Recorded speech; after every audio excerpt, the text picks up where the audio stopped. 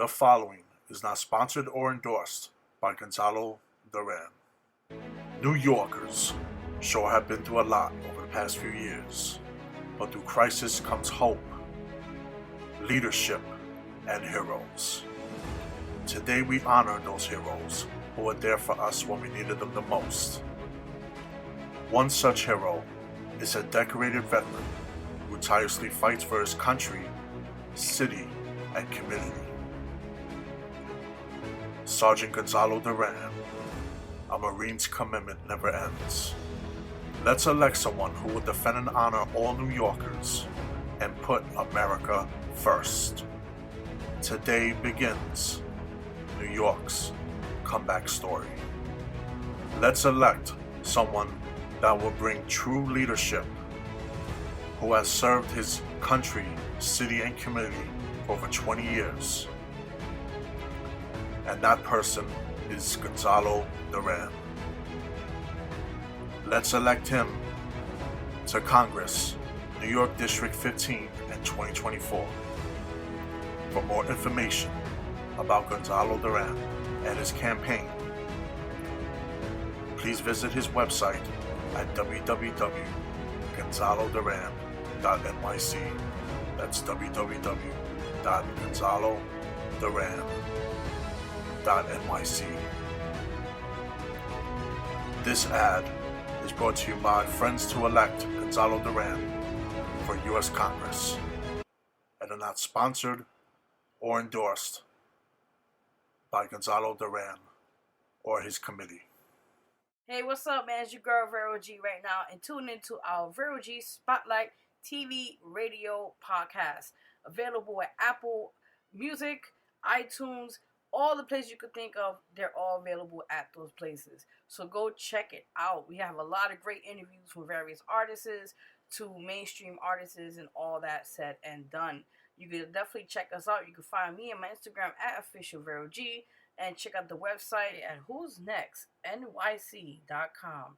And also, if you want to submit your music or, be a guest on our show, you could go to the email at WhosNextNYC@gmail.com. Also, the website, we could also submit if you'd like to play your music on our show and also be on our show for an interview. So definitely go check it out. Again, for the Vero G Spotlight TV radio show also, and support this amazing platform. Thank you so much. Take care.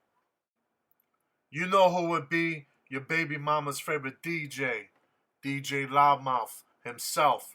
You're now locked in to award-winning JM Empire Media Radio Network. That's right, we're on all platforms: Spotify, iHeartRadio, Speaker, Apple Podcasts, iTunes, worldwide, baby. All streaming platforms where you listen to your radio and podcasts. That's right, home of Vero G Spotlight TV Radio, Vet Talk with Sergeant Gonzalo Duran, and a lot more. The #1 platform for independent unsigned music artists worldwide. All right, let's go! Hey, everybody, what's up? You were waiting to do that, right? Of course, as always. Of course, the co-producer here, hiding in sight, Mr. DJ Loudmouth in the background, of course. Again, guys, what's up? As you go, Vero G. You're watching the Vero G Spotlight Radio Show online version here live with you guys in the flesh. Facebook version. We're also now on Instagram live, as you guys can watch us there. You guys can comment, all that said and done, and also add your feedback on today's show. We got a great show for you guys today. We got an amazing guest. He goes by he actually is a sensei, or Soki as they call it in martial arts world, and he goes by CJ the Terrorist. So we'll have him in a bit, as they say. So I'm excited. Let's get into before anything. You guys, big shout out to Soul Fire Candles. Go support them. They have amazing soy, I think wax candles, a very great scents on them. Two candles which I'm honored to be a part of, inspired by. I don't got an MTME guy in the background. Is on their amazing catalog, so go support that. You want to say something because you always been away. Anyway, you guys. I like to watch. I bet you do. Anyway, so again, guys, you can support them. Check them out. If you need any information, definitely hit me up. I will send you them your way. So again, as you guys know, you guys can follow me. You're creeping me out. You guys can follow me on my Instagram at official Vero G. Naomi, holla at me. All right, listen, it ain't Valentine's Day yet. Calm down. I bet you is. Oh, I bet you is. Anyway, let's get right into it. Again, you guys can follow my Instagram at official Vero G, and I will follow back. So again, first get right into the show announcements. Yes, as you guys know, first and foremost, I will be performing live tomorrow at Harlem Nights. Yay, I'm excited. Black Dad will be performing live as well, and we're just gonna give you guys a great show. And thank out to Vibe Empress. Hope I said the correct name. Hope I get her name right. For having us on the amazing show coming up tomorrow. Ooh, excited. Yes. So prior to that, like I said again, also check out the new single, which of course by our artist Real Lyrics featuring myself. It's called On My Way. It's on all digital platforms. Go support that if you can. And all that said and done. So check that out. Again, it's called On My Way by him, Real Lyrics featuring myself, Vero G. So definitely go check that out. We do have February slots performances open now. We do have a few left. We have limited seats or slots available. So if anybody knows anybody, any artists out there, in tri-state area or worldwide would like to perform for our next, opening for our show, definitely contact me on my Instagram and all that said and done. So you already know. Ooh. Also, big announcement, everybody. Thank you for all those who've been ordering the Vero G fan t-shirts for 2024. We just got the latest order today by Honorable Sergeant Gonzalo Duran. Thank you so much for your order. We have a few more orderings coming up this week. So I just want to thank everybody in advance who's been ordering the shirts all over the world and supporting your girl, Vero G. Thank you so much again. Appreciate that. All right. So I guess, again, let's get into celebrity gossip before we get our guests on the show. I am getting to the tea right now. Ooh, again, you guys can comment, spread the love. I will send back the love too on here or on Instagram, where you guys are watching at right now. Also, if you want to comment on Facebook Live here, that's said and done. I will put the comments here and I will put it on the show. You already know. All right, so let's get right into celebrity gossip. First and foremost, I have to talk about this. Yes. Let's get right into the beef today, right? Mm-hmm. So, as you guys know, Nicki Minaj, oh man, don't mind the background.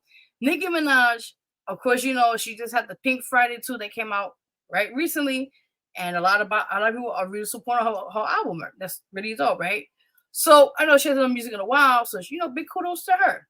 So apparently she, which is weird because her and Megan Thee Stallion, as I call it, had one time the song together. They were friends. And apparently, ever since the Tory Lanez situation where she got shot by him by the foot, and all the mockery of all the celebrity friends that make fun of her and all the sense and everything else, it's just been nothing but beef since then. So apparently, Megan Thee Stallion made a diss song called Hiss. I did listen to it. It was very intriguing. She went hard. And I must say, between Nicki Minaj versus her, Megan killed the fucking beat. She went all in on it. With Drake, Nicki, the few other people that she has issues with in the industry, as they call it. Yeah, she went in. So again, it's called Hiss. Go check that out. The video is dope, by the way. Visuals are amazing. And so ever since Nicki heard that, she did a diss track back on that called Bigfoot. And that's about, of course, the situation happened with Megan. And of course, the foot situation and how Nicki went really in about her personal life, about her mom, where her mom was located, her gravesite. It's gotten really, really messy now. Pretty much now, the place that her mother is buried at, I believe, they were notified, and now they're trying to maybe relocate the grave because, unfortunately, people are going to go to her mother's grave and maybe desecrate it or God knows what else, right? So it's just a lot of crazy drama going on. And then ever since then, it's just like Megan went to a thing called Megan's Law. If y'all know what that's about, that was a law years ago that taking place by a little girl who was unfortunately kidnapped and raped and killed by a local, I think a pedophile or something like that. And, that's when they made the law into attack many years ago, I think 1993 or so, or something like that. Anyway, so it's a lot of shit going on, messy shit, and Nicki is going really in. A lot of people saying her diss is not that strong. I mean, what do you think about that, Loudmouth? What do you think? No? I haven't heard it yet. Oh, you got to hear it. You got to hear it. You got to put your input on this, man. All right, but you guys, any input on this? What you think? You think Nicki went hard on her, the Bigfoot, Nicki, diss track on Megan? Or how do you guys feel about the Hiss one done on Megan Thee Stallion on Nicki? So you guys, comment below all that and put your feedback on that. So next one, we're going to talk about the one in the hour, Mr. McMahon. Now, as you guys know, he is basically the founder, right, of WWE. Back then it was Quick E when I was WWF. But it was the WWF, right? It was WWF. And then they changed because of Federation and all that crap. Was it? Okay, so technically it used to be called WWF, but due to legal shit and whatever, the feds, they changed it to Entertainment, WWE. So as you guys know, this guy's been having a lot of speculation, a lot of allegations against him. I know, Mr. Loudmouth, you want to say something briefly about this? Because you've been more on this more than ever. Not right now. Okay. So I'll just sum up real quickly, and then maybe next time we'll talk more about it thoroughly on the show. Apparently, there's another speculation or allegation now of a sexual account or assault. Is that correct? Assault? It's sexual. Is it sexual? Sexual assault. Right. Sex trafficking. Sex trafficking. Shit. Kidnapping. Okay, we getting a little more depth into this. Yeah. Okay. So there's more to this than we not know. So apparently he was pimping her out to. He was pimping. I heard about that. Well, the wrestlers, right? Employees and wrestlers. Right. This is terrible. And apparently there was a part where he had the threesome with this young lady, and he defecated on her. If you know what that means, that basically means he shitted on her face. I'm not laughing. Like you shit on these so-called female rappers. Oh, listen, we ain't going there. All right. Like you shit on them. Okay, no, I don't. So back to the situation. Their so-called careers. Okay, listen, can I talk? Want to be Vero G? No, we're not doing that today, sir. Right. I will mute you. All right, have a nice day. Stay in their lane. All right. Back to McMahon. The tricks for $5. Listen, back to McMahon. Trying to get to the show.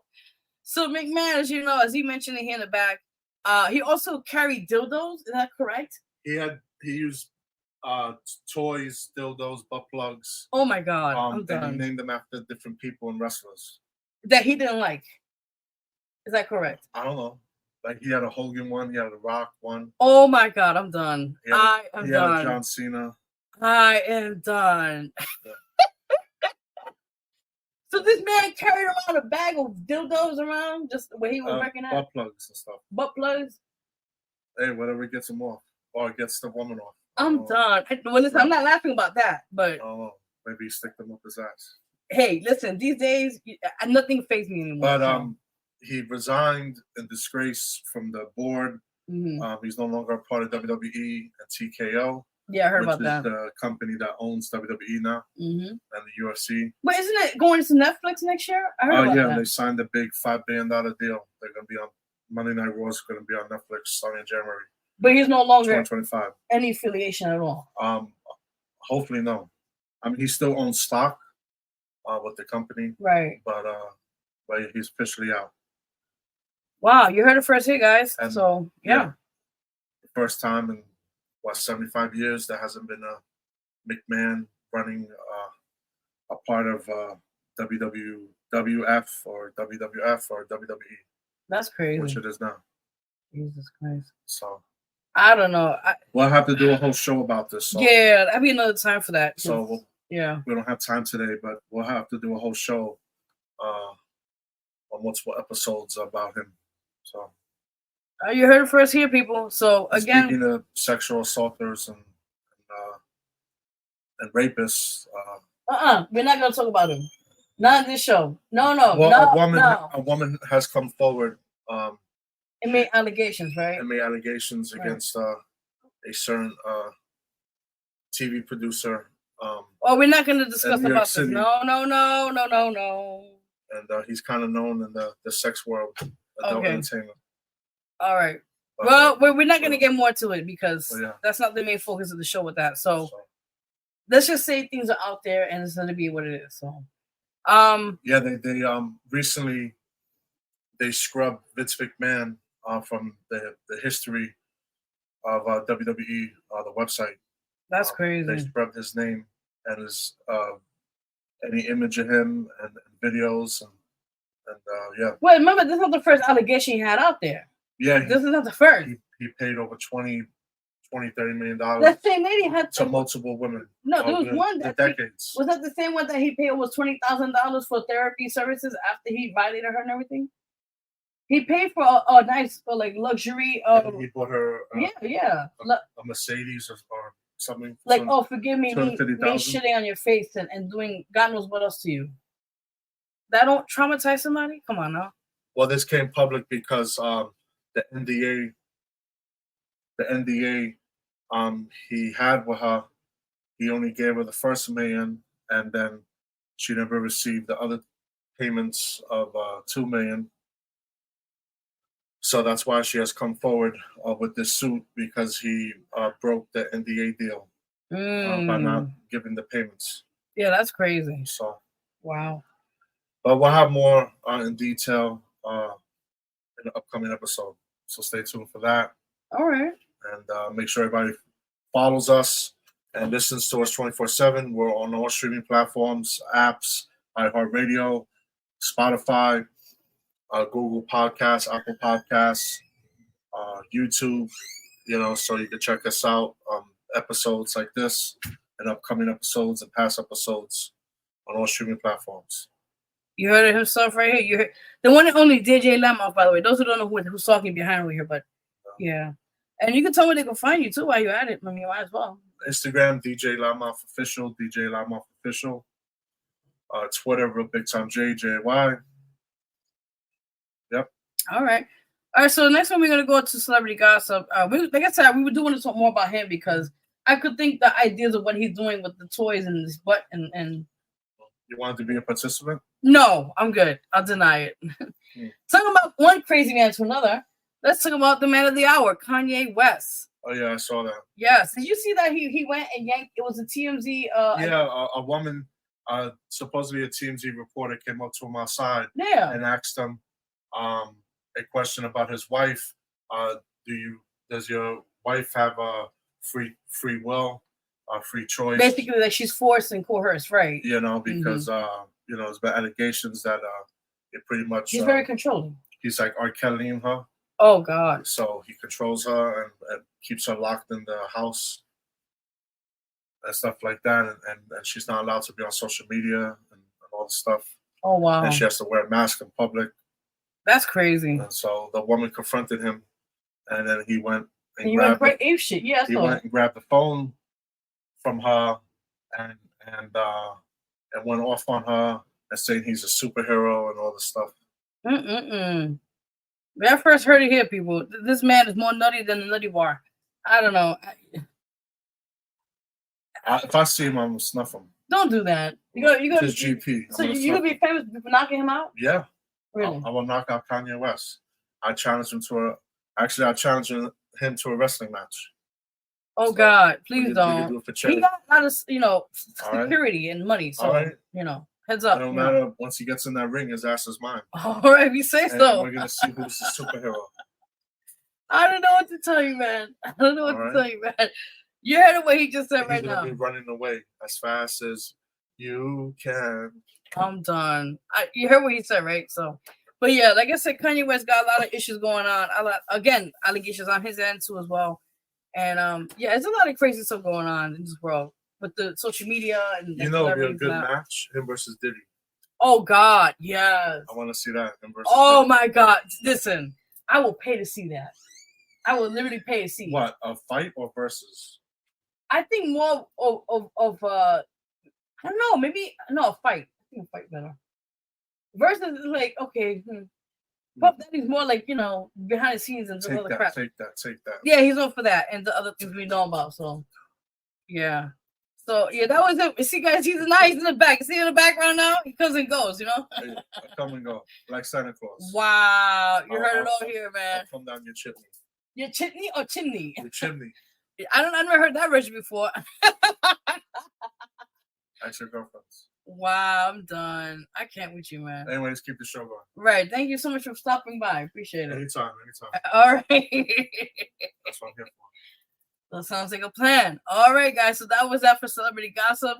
We're going to take a break and do a music video of the week. And that we have right there for artist Young Jay, right? Yeah, that's right. Young Jay, who we're all familiar with, is a dope artist out of New York City.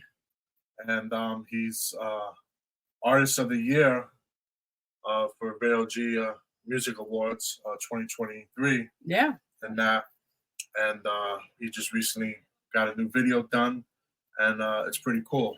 So check it out. It's called Demons. It's on YouTube right now, and yeah, Young Jay. Let's go. All right, we'll be right back, guys. You're watching the Vero G Spotlight Radio Show online version with Vero G and the mystery guy in the background, co-producer or co-host DJ Loudmouth. We'll be right back. Your baby mama's favorite DJ. Of course, very good. We'll be right back. Right, guys, again, we're back on the Vero G. Fire. How do you feel about that video? Quickly. It was a fire video. It was dope. It was cool. It was something different, the visuals and everything. Mm-hmm. And another hit by Young Jay. And look forward to seeing more of him and to see where the video and his music goes 2024. You know? Facts. Continue what he's been doing the past couple of years, mm-hmm. and blowing up the charts. Yeah. That's actually that's one of the songs I think it won. The Demons, no. Right? Huh? Oh no, that one for no, Yeah, that's not On My Way. Find a Way. That song, that song won last year. Yeah, that won last year. Right. Vero G Music Awards. Also, we're gonna update you guys soon about the nominations and all that. And make sure to tell people where they can send their submissions. Right. So well, you could go right ahead. I mean, you talk. Anyway, guys, soon we'll be updating you guys on further information on the second annual Vero G Awards on that for this year. In due time, we'll soon be getting nominations and all that said and done. So, we did last year. This year, we'll try to do the best we can and just make it happen. And tell them where they could send their submissions so they could get their music and videos played on here. Again, if you want to, I could put it right now here. So again, guys, if you want to donate or also whatever way you want to put it, all information is on the ticker there. If you like to support our program or you want to submit, as he just mentioned right now, all information is down there below if you see that. Or you want to be a guest as well. Everything is on the bottom below there. Our emails are there, jampinemedia@gmail.com, or mine, which is under VERO2884 at Vero VERO2884 at yahoo.com. What's wrong with me today? Anyway, or you can follow us on Instagram there, so you definitely check that out if you're interested. All right, so besides that, real quickly, just want to show you guys, we got the next event, like I mentioned, February 23rd.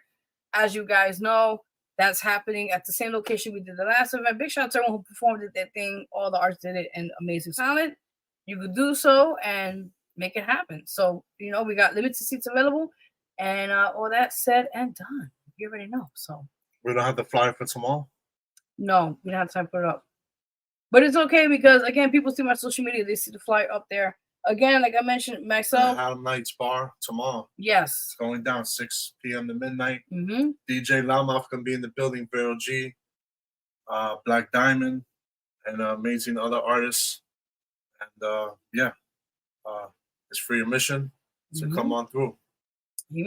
Look, he just said it. I'm just talking, so y'all already know. Ooh. Yes, people. So like I said again, we got a great show for you guys tonight. We got amazing guests in the building in a few. He is a sensei Osoki, and he's a friend of ours as well. He goes by CJ the Terror, and we'll be having him in a minute to discuss about a couple of things of his projects, what things he's been doing since last time we had him on the DTF show. And take it from there. So you already know. Prior to that, like I said, guys, if you want to check out all what we're doing, you know where to find us at my Instagram @official Vero G. And all that said and done. Okay then. All right. So quickly, guys, you can check out all my books available at www.amazon.com.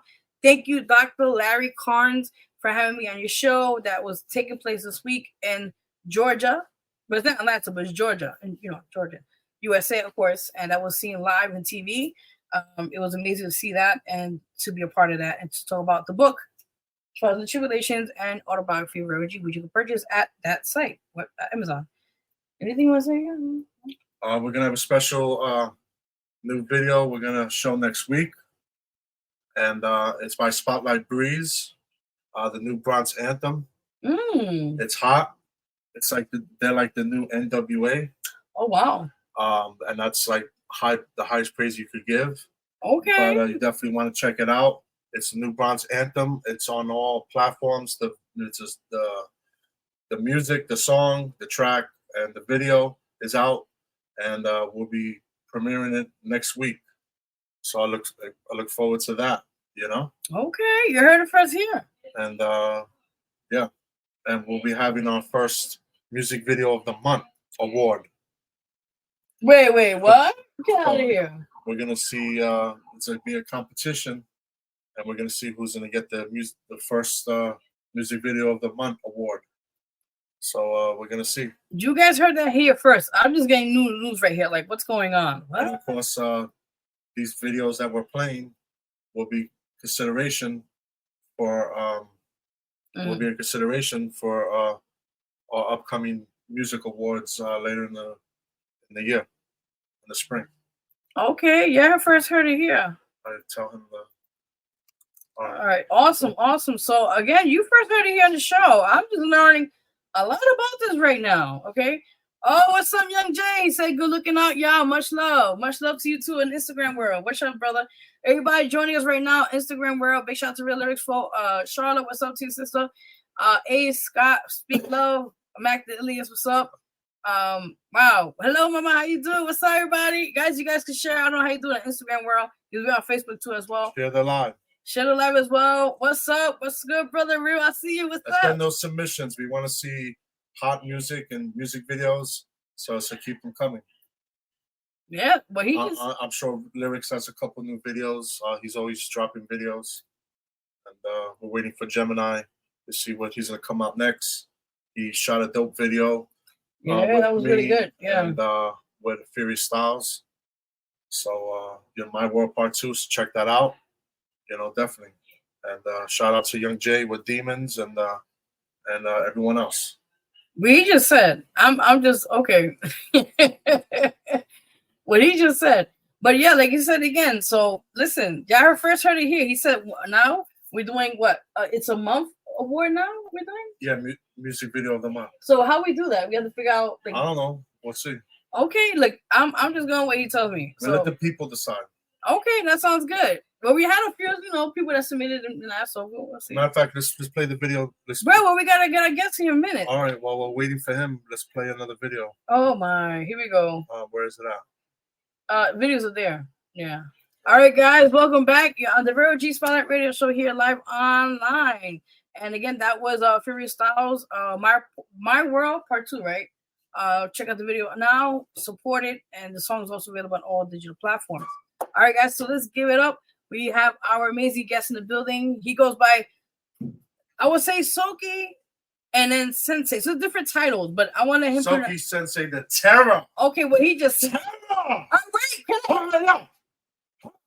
got that play in my face. Get that out of here. Yo. I challenge you to WrestleMania. I'm done. Can I get this man out? All right, let's give it up for our brother in the building, CJ, Soki CJ, the Terror. What's up, my brother? What's going on, guys? I don't know. Y'all hear me? Yes, yeah, I hear you. All right, cool. I don't know if the first time I use this laptop for this type of technology type of stuff. No, don't worry about it. You're good. How you been? Going on? How to represent the dragon, the year of the dragon for Chinese New Year. Let's go. Oh, shoot. All right, that's what I'm talking about, man. What up, Jace? What up, man? What's good? What's going on, man? All right. So let's.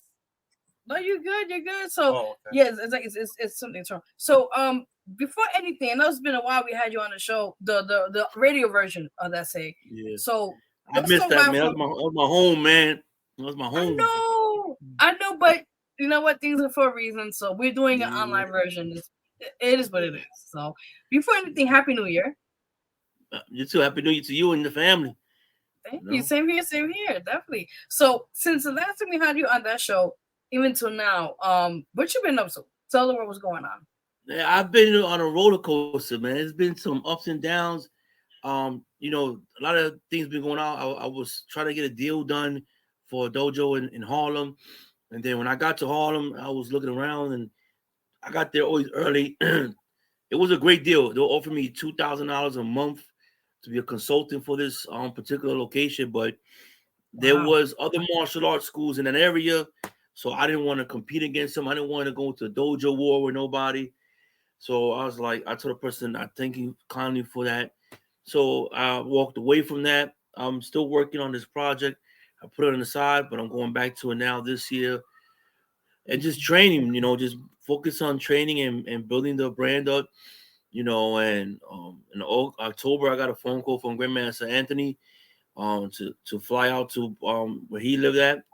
So that was my goal last year, was that, and then going to Pittsburgh and just going around and just building my brand and still studying the martial arts and getting deeper and deeper with it. And I gotta get a shout out to Dr. Smith and my daughter, because they're like my little guinea pigs, I call them. And I don't like to say it like that, but it's trial and error with a lot of stuff that we do, and it helps me build. And then I think last year we did I think Gonzalez, we did the women's self defense. Yes. I definitely got to hit him up on that one, so we could try to get something going again. Maybe try to help him support his. I'm hearing that he's having trouble with the funding, so probably could try to do something. We could do like board breaking athons to try to help out with this, with the school and whatnot. For every board that breaks, someone donates $100 or something like that. Let's do something. But it's always been like that, and just working on my syllabus, and that took some time to get together. I've been working on that for like 5 years almost, try to just figure out what works for me and what don't work for me. I started coaching in jiu-jitsu now. I help my coach out in jiu-jitsu now. So, that's kind of been fun for me. And, 2024 is going to be the same thing for me. Just trying to spread the word of martial arts and putting the positivity of the martial arts that's out there. It's been great, man. It's been great. Awesome. And also a big accomplishment I want to tell here in the show. You won numerous awards. Tell more about that. Yeah. So recently, I've been working with Poland and Germany. So when the pandemic hit, what was kind of messed up was, like, I was probably one of the first martial artists that was doing a lot of this. Before it was Zoom, it was Skype. So I was doing a lot of this stuff with Skype and Zoom, and I had a lot of martial artists that were in the community was like, you can't learn online, you can't learn this, you can't learn that. And then he hits the pandemic, and then all of a sudden, I'm talking to people in Germany, I'm talking to people in Poland, and I got a connection through somebody. So they got me connected to them, and then that connection's been working solid for the last like almost 3 years now. Oh, wow. 3 years now, since the pandemic hit. So I've been working with Poland, I've been working with Germany. I was in one of the I think last year I was in one of the Poland books for. They sent me, I think, 10 copies of the book, I think it was. So I wrote a bio, and then being a part of another organization for a Who's Hall of Fame as well. And that's what my focus been mostly been with Germany and Poland and India. A lot of them have seen my martial arts or some videos, context, board breaking. I've been teaching for almost 2 years now on the side as well in Long Island with my friend Mike. So, I'm learning the business of martial arts as well. It's like like you say, unpaid internship, but it has benefits because you're learning the business. You're actually learning how the business works. And Mike has put me on to a lot of these videos that helps you run a successful business. When you get your business up and running, how to run the business.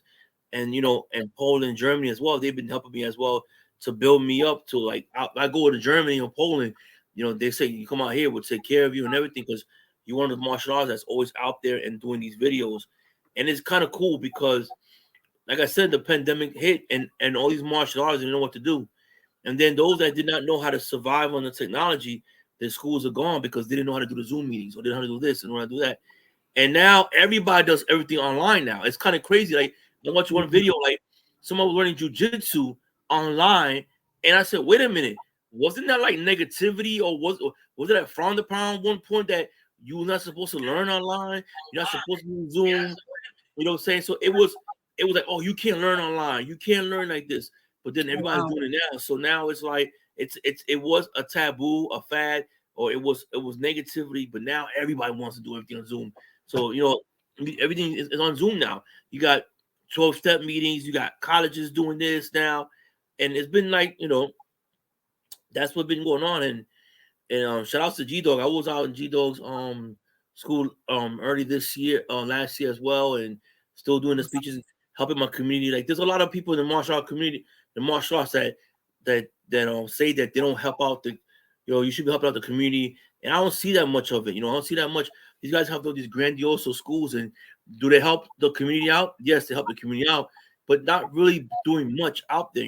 There's a lot more they could do instead of taking some of the money, help the migrants out, help come up with a better program to help the community out. And there's some out there that do. Don't get me wrong. There are martial art programs that are helping the community out, but I wish there would be more and more of that essence in the neighborhoods. Maybe go out and do take the kids from the dojo, go graffiti cleanup, go clean up the park, go do something like that. And that's why I want to focus my programs would be more of volunteerism, going out there and helping the community out as well. I like that because remember back in the day we were kids, we used to have a thing called PAL, and that was with the police department, I think it was Police Athletic League or something like that. And we were kids, we actually appreciate that because that was in our community, our inner city communities, and they actually took us out to trips, and done things with us as a youth. And it's good, like you mentioning that, like bring that kind of back to unity in our neighborhoods, because we don't see that no more. There's a lot of cutting that's happening with the mayor, with funding and programs and schools and everywhere. So, I mean, that's something good that you're giving back. And the thing is that's what it is as a martial artist. As martial artists, we have to understand that we have to give back to our community and stop all the political bunchinche or whatever it is, and let's focus on giving back to the community. There's some martial art programs that are giving back to the community, are helping the community out. And there's some out there that are just taking advantage of the community and know that, just taking advantage, meaning that, charging excessive rents or whatever. And then you have a kid that wants to take karate so badly, but yet though you're charging $190 or $200 a month for classes. I'm grateful for Jorge. I think a lot of us in we studied the jiu-jitsu, we're grateful for Jorge. We understand Jorge's not a black belt. We understand that. But when you put a lot of years on in jiu-jitsu, those years count. You know what I'm saying? Yeah. So if you spend 5 years, I spent 4 years before I spent 3 years before I got my blue belt. So if you spend about 4, they say in psychological terminology, they say if you spend 7 years, you become an expert in something. Right? They say you spend 7 years on a specific topic, whether it be cooking, whatever it is, you become an expert in that particular field. So I'm grateful for Jorge. I understand Jorge is a purple belt. It was a lot of things that went on in school. I don't know how they did the ranks, but we said this the other day in our training classes. Mm-hmm. Jorge gives one of the most inexpensive jiu-jitsu classes there is. You're not going to find an unlimited jiu-jitsu program unlimited for $100 a month. That's true. Yeah, that's very expensive. You're not going to find it anywhere, and especially in the Heights. We're blessed that we have 2 awesome locations that are allowing us to participate in jiu-jitsu, and it's fun. It's if you can find a program that is going to charge $100 a month for jiu-jitsu. Now, are there karate programs out there that charge $100? You got to go out there and shop. It's like, buying Google, buying Amazon, buying medication. You have to shop, shop around and look for that. And I want to give that affordability and, to I like what Grandmaster Anthony, my Grandmaster, who I call my karate dad now, he gives free karate classes in his school. And it's probably probably the only martial art program in Arkansas that gives out free martial art classes. It's a big sign up in his dojo. It says free karate classes. Pay for uniforms, yes, but there's free classes. You don't have that anymore. You don't have that anymore. Everyone's, they want you to come into the dojo, and maybe they want to charge you, say, $160 a month. Then you got to pay another $50, $60 for the uniform. Oh my God! Some dojos, some organizations, they have like 4 or 5 different uniforms, like one for karate tournaments, one for this, one for that. It's this, but we have to make things affordability because everything's going up. And if a child wants to learn karate and wants to learn martial arts, whether it be jiu-jitsu, kung fu, taekwondo, whatever they want to learn, let them learn it. Let them learn it, but have it with affordability for them. Don't have them think about, do I have to pay for the grocery bill over paying this bill? Very true. That is, and I'd say there's a lot of places that unfortunately, and us in New York City, it's a cash and grab thing. And I commend, as you mentioned, your karate dance, I call it, to doing that, especially, and knowing that it's very hard. A lot of times we're all living we're still living in a recession, in inflation, and people are like really struggling just as it is. So I commend him for doing that, and then maybe he could, like, maybe down the line. I know we talked about this privately too when I mentioned here on the show, which you are looking into one day having your own dojo and having your own school, and eventually, helping out families who maybe cannot afford certain things. You could work with that, because at the end of the day, it's really just helping the community and helping the children and the youth itself to embrace the martial arts. It shouldn't always be about the money. In the day, it's about what you can offer. And that's what I said to, like, me and Dr. Smith, we train, and I've tried to get students from Monroe College when I do my speeches. I say, here's my email address, and I give you my work email address, and I said, contact me if you want to train. I don't have a dojo, so right now the winter is kind of cold. So once the winter goes away, and mind you, we've been doing. I think me and G-Do were talking the other day when I went recently to do a speech in his class, and just recently when I was on vacation last week Thursday, he said, "What's up to you?" So the girl in the green dress, something that he said to me, but we was talking about, we was having, because I did a speech in his class. It was the speech was I did a speech on racism and race. Mm-hmm. And last year when I went to the Jumpstart program, I did a speech on Pavlov's theory, which I did on I wrote it on your magazine. Yes, which is featured on January's issue. Yes. So I did. So I that what I did was half of what I talked about. So that's just maybe like a brief synopsis of what I did, but I went into it for 2 hours. Mm. So that's the wisdom of the martial arts, right? So when I was talking to Smith, came back, I had no idea that we've been training for almost 5 years. I lost track of it. That I've been training him for 5 years, and he introduced me to another martial art. He works in Monroe. He's one administration. He's one administration workers, whatever you want to call it, the admin worker. And we had a connection. We seen each other somewhere along the line.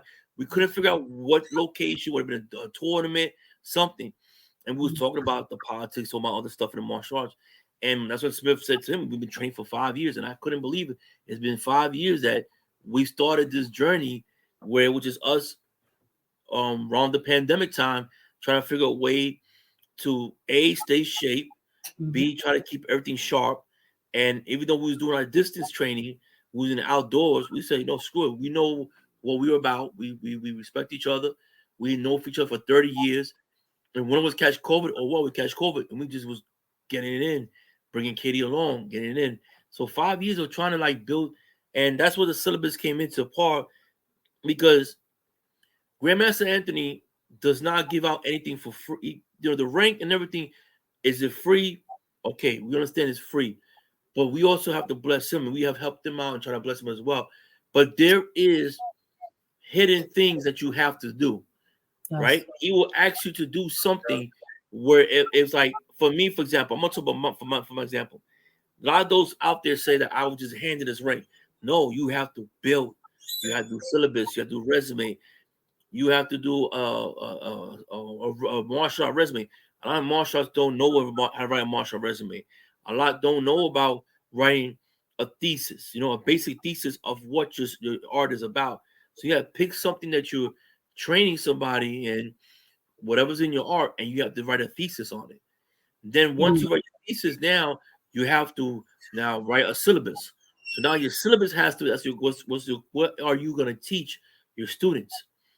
And that's what helped me out when I was doing my job training as well. Having that syllabus, having that education, and being from Monroe College, even though we graduated like, I don't know what, 11, 10, 12 years, it's going to come back to it. It's like you get on a bike and you just got to throw some WD-40 on it and get the gears going, because we have the wisdom. There will be those out there that told me I have no wisdom. But yet, though, if you read some of the stuff I wrote and some of the speeches I've done, I have Monroe students that see me in a Jumpstart program and see in Monroe, and they say, "Oh, CJ, what's going on? Man, that class was fire. That class was lit. And that's how it is as a martial arts. That's how you give back. You don't have to be doing like what we do right now. you don't have to be out in the public. It could be anything you've done behind closed doors. Very true. You don't have to. It don't have to be out there on TikToks or these social media platforms. It don't have to. It could be the simplest gesture that you do by just walking in and just helping out. Going to the library. I want to offer my services to be a tutor for a day. A kid might need help reading. Help a kid read. In the martial arts, that's how we give back as martial arts as well. It's great that we accept the tithing, I call it, into the dojo. Tithing means that your payments that you make to the dojo. I'm not trying to put religion into this, but it's considered tithing because you're giving to the dojo, and the money should go back into the dojo. It should not, it should go back into the dojo. And I know friends of mine that do that. When they charge fees for testing, they give back by bringing new equipment, stuff like that. But it's at the end of the day, we have to just give back to our community. Like I did with you back in August, when you said you had the back to school book bag, where's it at? And I was like, I'm there. I'm like, wait a Hunts Point? I'm like, the location, yeah. It was right for me because I'm used to that location, and I didn't even tell my daughter like this is where I grew up. I actually took my devil to the neighborhood and show where Daddy grew up at. So it's like you don't forget what you come from, and you try to give back to the community the best way you can. And when I'm in the park, I'm working out. I got some kids coming over. They say, that's some fly stuff you doing with the sticks. So that's some we about to take it this year. We're taking our martial art program to the next level. And I have practice firearms that I ordered. I have practice rifles. I have tomahawks. We getting in, and we go to Van Corner Park. I bring out the mat, unfold the mat. We roll for 2, and we fold the class about 2 hours, 3 hours. Sometimes depends on how we are, and how we get through the material. It's all the martial arts is basic material. There's nothing in there that's black belt material. That's a black belt kick. No, it's just that when you go through the motions of martial arts, it depends on how the person has their syllabus or how they have their curriculum, and that's how they put their curriculum. Oh wow! And I do want to talk about 2 things. One, I want to talk about because I know you do also for women as well, and also for men a defense class. Talk more about that, and also like you said, you do have but for now. You have a place where you do for classes those are interested and want to work with you and train with you. Talk more about that. So, like the women's self-defense we did, Katie came along and she did phenomenal. I get emotional to talk about it because she's phenomenal. I had no idea she had a small hairline fracture somewhere in her bone. Oh, wow. Somewhere in her bone. I had no idea. And so she's been having this ankle pain on her ankle for a while last year. But she came out and she knew the material that I teach because I teach basic stuff when I teach women's self-defense. And having her there, and even though it was a small group that was there, it was a phenomenal thing. You know what I'm saying? And having her there too, because so she could help her get out of her normalcy of not talking, because she has to talk. Now that she is a blue belt with me, and in my system, we have what's called a senpai rank. And the senpai rank, some people give the senpai rank at a black belt level. Some give it a senpai rank before black belt. But for me, I'll give it a senpai rank when you get to intermediate belt level. And once you have sort of learned the basic core principles of the school. So she's now a senpai. Senpai means disciple, leader. So she's the leader of the school. And so when we do open up the dojo, any new white belts that come in, I will tell her, listen, take that white belt to the corner, work on the kata number 1, and then work on the blocks, get them this, then a third. And I'll take these students that are here already, that already have the basics down pat. We're gonna focus on them. So that's your focus, that's your job. And I like that, I like that. I learned a lot of things from Grandmaster Anthony as well, where how to do things as well when it comes to my daughter as well. So that's one thing. When men's self-defense is the same thing as well. We teach a lot of the stuff that I teach. I'm blessed that when I get to go to Long Island, that first Friday, I go up there one Friday, and The first I try to go like once a month. I try to push it 2 times a month, but it's always a Friday. And I'm so fortunate, so blessed that Mike trusts me where I can go in there and just train his students. So his students learn something different because he teaches a modern version of his Taekwondo. Oh, But wow. it's a modern version of Taekwondo he teaches with that, and he has Aikido as well in it. So I come up there and me with the Japanese type of style of martial arts I teach with the Krav Maga and the Jiu-Jitsu, it all gets blends in. So we do takedowns, we do some of the basic stuff there is, and that builds up your whole curriculum. You learn the basics, you sharpen the basics, and that's how and you get stronger. There's like in Jiu-Jitsu, they say there's no black belt techniques. In karate, there's no black. Everything is about learning the basic, applying it to yourself, and then build upon it. Same with the mental defense. I teach that as well when it comes to that knife defense, gun defense, how to look at certain things using the police science that I have from all the years of working in law enforcement. But that's what it's all about in martial arts. You know, when you do these almost 8 or 10 years of me doing the self studies in the martial arts, I read all these books and I'm like, oh, okay. I see where it's coming from.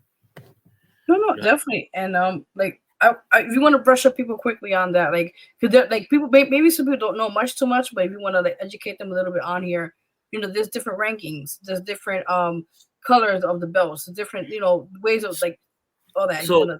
So how it works is each system or each style, core syllabus you want to call it, it has their own way of ranking. So you have some systems where they'll have you as a white belt for like 4 or 5 years, and then they'll give you a brown belt to black belt, which was the old way of how they did things. Mm-hmm. Then you have somewhere you have a white belt, then they'll go from white belt to like a white belt with a black stripe on it, and then a yellow belt with a black stripe on it, and then it goes up to all the way to like purple belt. Then you got the blue, then you have purple belt, the same thing. You may have 3 brown colors. Some systems don't have 3 brown colors.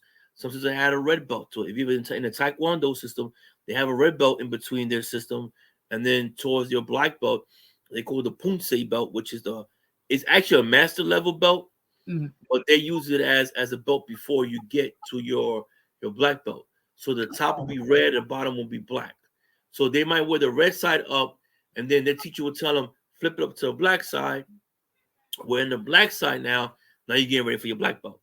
See, for my system, where I did was, I think I got rid of the orange belt. I said I don't want the orange belt. So I have my system is solid belts. So I call it evaluations. I don't have tests. I don't have test fees. I don't have nothing like that. It's evaluations. So it's where every 6 months, 7 months, I look at the student and I say, okay, I want to see this, that, and third that we've been working on for 6 months. And if I feel as though that the student wants to get to the next belt, they'll get the next belt.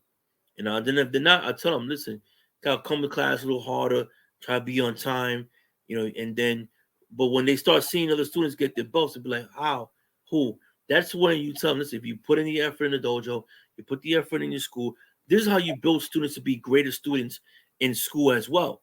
Because now they come to the dojo, they come on time in the dojo, going back to Pavlov's theory again. You come early to the dojo, you get ready for work, you get ready for the dojo and all that stuff. So my system, we don't have orange belt. So it's all solid belt until you get to brown belt. So it's white. We have white, yellow, is green, blue, purple. Then it's brown and black. It's similar to the Punse belt. So what it is that they're wearing the brown side up for 6 months. When I tell them to flip the belt up to the black side, now they're getting ready for their black belt. It's not, I don't have 40 katas to learn because why? Because it's hard enough to memorize the times tables and all this other stuff. So I make it simple katas, simple system, and that's it. Whatever weapon you want to learn, it's as levels to learn the weapons as well, but it's levels. You got to learn the bow, different bow, you learn the commas, you want on the side, you want on the sword, you want to learn that, but it's all levels to how to get there. It's all level, and that's how every system has their way of doing things. It was in the book I read with Grandmaster what's his name? I had his name Martinez. or Vancouver from Puerto Rico. He wrote a good book, and he was saying in the book that this particular master was saying, why is it that this particular kata, there's 8 ways of doing it, and he says because that's the modern way. Everybody changes their way of katas. The West and the East. The West has their way of teaching. The Eastern way have their way of teaching. Our side is more focused on building up a business and a brand, and while over there they don't care about having 3 or 4 or 5 students in their dojo. Those 3 and 4 or 5 students are their main priority. They're not focused on having numbers. And it was in the book on katas, where he was talking about the breakdown. This book came out last year. Javier Vasquez, also named Javier Vasquez.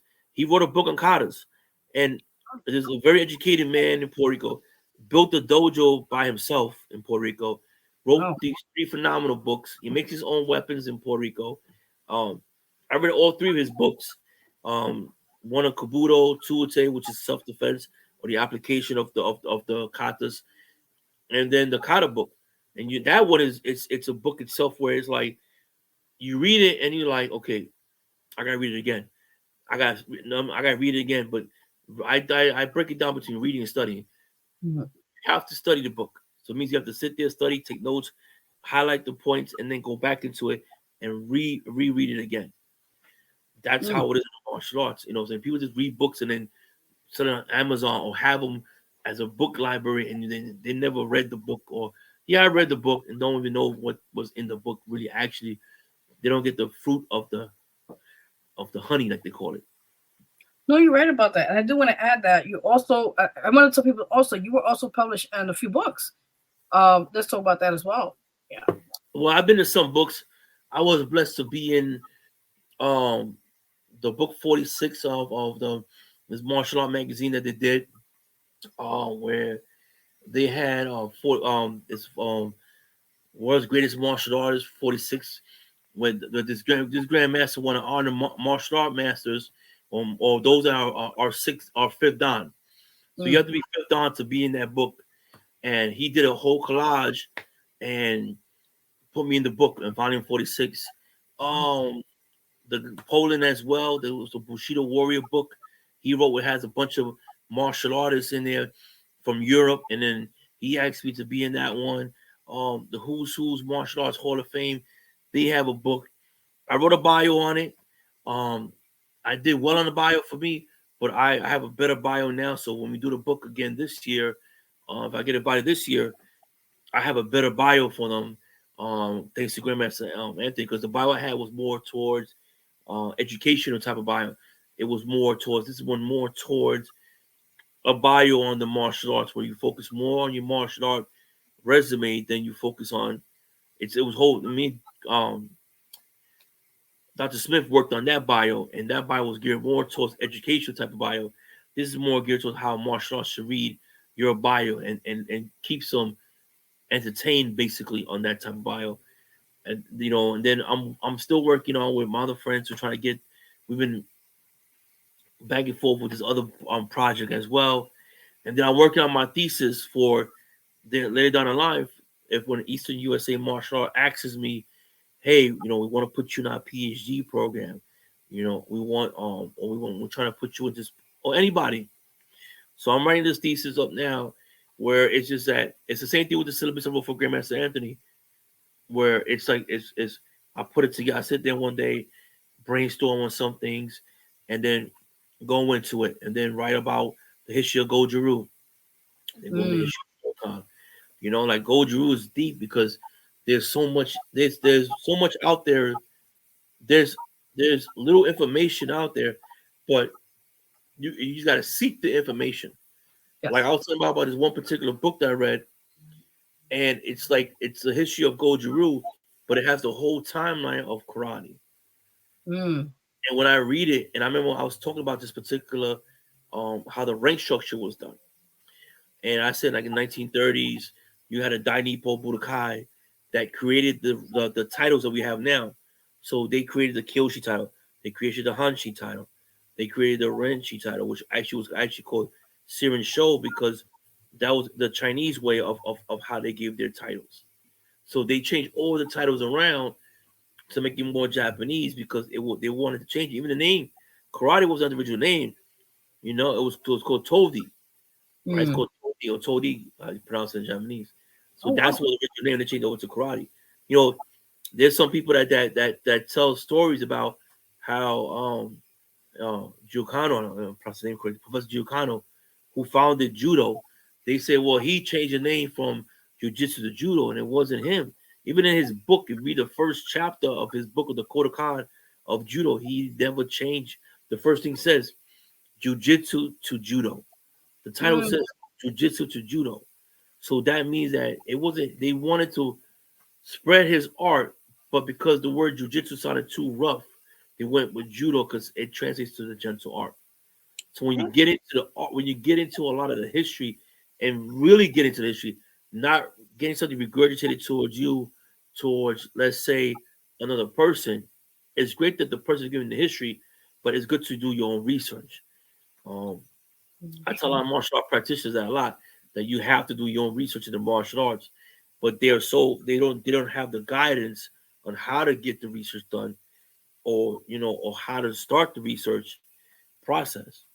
I went recently for training at work, and because of the of all the research I've done in martial arts, it made it so easier to get this project done for myself and my partner to Mm. do this whole scenario, this whole breakdown, and it made it so easy doing That's the research and make sure I have all that. That's why I tell a lot of my friends in the martial art world, you have to do your own research. We know the birthplace is Okinawa. We consider the birthplace of karate, but where did it come from? You had this. I remember there. Someone said, where did it come from? I said, look at the Silk Road trade. Let's go into the Silk Road trade. It went from Africa through the Silk Road trade through Russia, Asia, India, and all these countries, and went down to China. And from China, went from a boat to Japan. It's a history, but it's a some lot. people, it's a lot of history, but they don't want to sit there and take the time and study the history. Like Jay Z said, you can have the information on your hand, but they Mm. still gotta go out there and do the research. And Very I think Buster Robinson one time, I'm gonna quote him one time. He said he always wanted to learn from.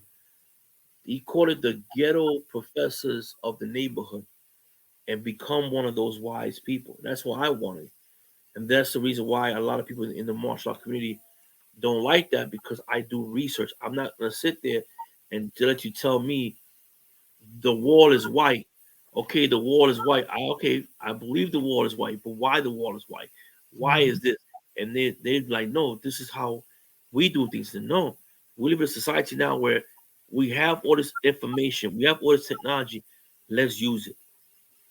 Very true.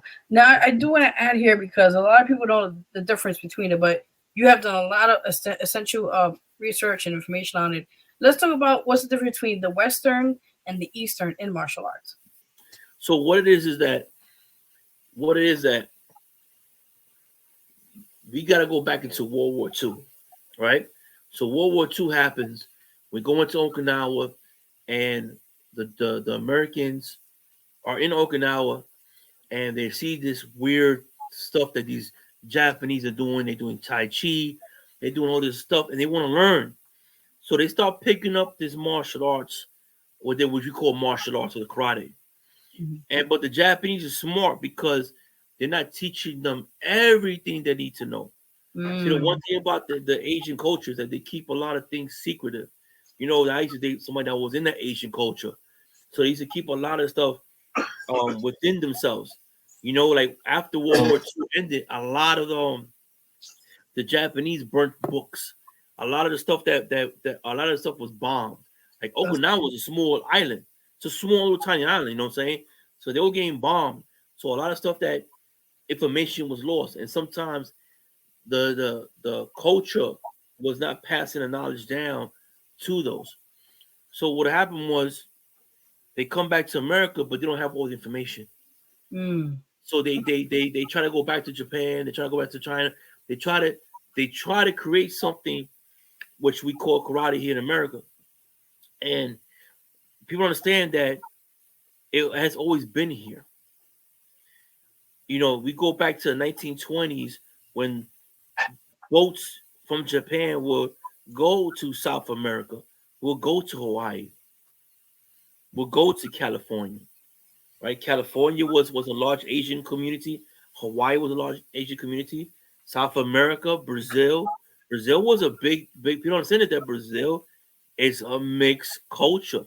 And, you understand when they speak Portuguese, but understand this: if you take the mitochondrial DNA of a Brazilian, you're gonna find some Japanese in there. You're gonna find some Asian in there as well. South America was one of those countries where you had the Germans, you have the French. There's a German town somewhere in Argentina, I think it is. A lot of that. So that's where that influence actually comes from. So you try to lessen what the West is, right? So you try to imitate what the West does by having uniforms, by having the belts, by having a ceremonial headband like I have on. So they try to catch that influence, knowing that California, Hawaii, California, and New York as well, and some parts of Chicago were some of the birthplaces of where karate actually started.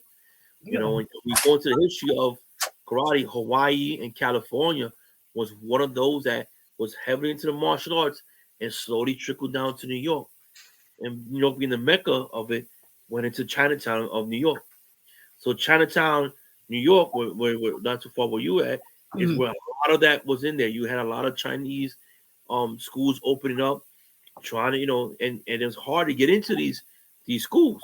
And that's where it is. And then so you had the Ron Van Cleaves, you had the Jim Kellys, you had all these people training with Bruce Lee, training with other martial artists, and they wanted to open up their own schools. The goal was always to open their own school. But what happened was that a lot of schools were more focused on building a brand than just trying to build a solid network. And that's what the difference is between the West and the East. The West is more it's strict. I have 5 students. I'm happy with 5 students. You have some people here that in America, they're like, I ain't going nowhere. I only got 8, 9 students. I need more. It's more about bringing in more about money than I say it's more about money than more on quality. I say I guarantee, and I read in a book that where there was a school that took 8 of their top students to the East. 8 top students to lost to the Eastern dojo. So it just tells you that how things are. They're more structured. They don't care about the money. They'll get up at 8, 9 o'clock in the. There's a man that I think he's on. I don't know if he's still alive. He's 80 years old, and he's a 9th degree judo player, a 9th degree judo teacher, master. Woo! He's 80 years old, and he still does judo, still teaches judo. So that just tells you about how they are. You got most 80-year-old grandmasters here that sad to say that their health is deteriorated. That's true. They can't really, pass the knowledge down. So that's where a lot of the differences between a lot of the East and West. And I tell people when you read the book on katas from Grandmaster Javier, and you go into that book and you understand there's a concept that katas are supposed to be this, that, and the third. No, it's deeper than what you think. There's more to it. It's more to it. Yes, there are self-defense maneuvers. Yes, there are takedowns. Yes, but it's more to it. It's more of the mind than what you see. And when you read this, and I'm not trying to I'm trying to give him his props because it's a phenomenal book to have somebody from my home country of Puerto Rico write a book about this. And I can't get somebody here in America to write at least a decent book, and to mention Pavlov's theory in the book. It's like I wrote him up. I said, "Where you got this Pavlov's theory from?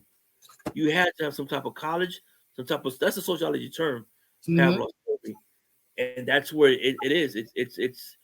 I hear more of it where a lot of martial art teachers I need to build my students this up. I need to build this. I need to have this. In order for me to be successful, I gotta have 80 students. Then the West be like, you got 80 students. I got 5 or 6. I'm happy with this 5 or 6. That's it.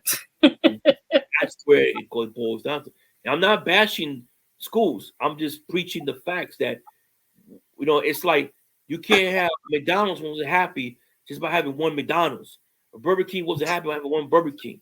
Chick-fil-A wasn't happy just being in the mall. You have a Chick-fil-A everywhere it is. You know what I'm saying? There's a variety. And I'm not trying to say McDojos or nothing like that. That's a whole different story. We're just talking about, and as a general statement, where we're focused on building a brand, right? Now, we're not saying that all schools are doing that.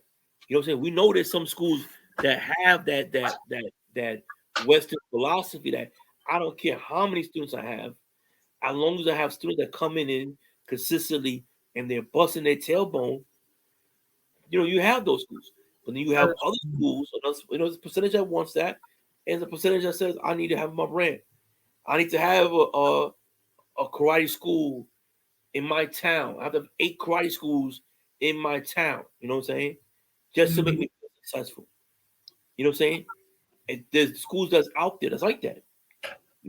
People get mad at Tiger Showman, but Tiger Showman, it's a martial arts system that they're on UFC, they're on Ring of Cage, they're on all these fights. They went from being a karate program, and they were part of one sort of traditional karate program that switched over to the mixed martial art world.